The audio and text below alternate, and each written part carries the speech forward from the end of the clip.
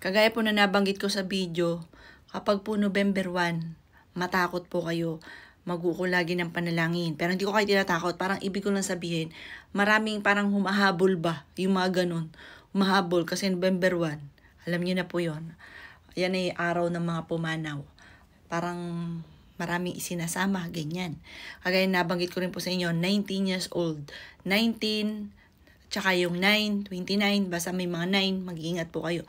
Meron akong boss, sumang 9 lahat, at 9 din po siya pumanaw.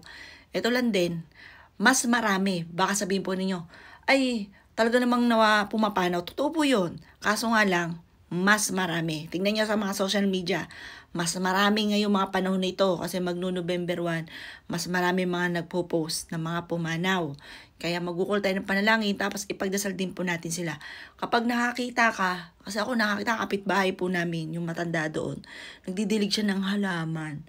Pero pumanaw na po yun. Pagka ganon, sasama mo sa panalangin. Kasi parang naghihingi sila ng dasal, maaaring nakalimutan sila ng mga mahal nila sa buhay, nanghihingi sila ng dasal. Ayan, na-share ko lamang po sa inyo po mga bossing. At yun nga po ay napakasaklap noong nangyari nga po kala Kim Atienza. Yun, di ba, viral ngayon. 19 years old din po yun. Nakaranas din po siya na siya ay binibi sa school or sa nung kabataan po niya, napanood ko kay Tony Talks.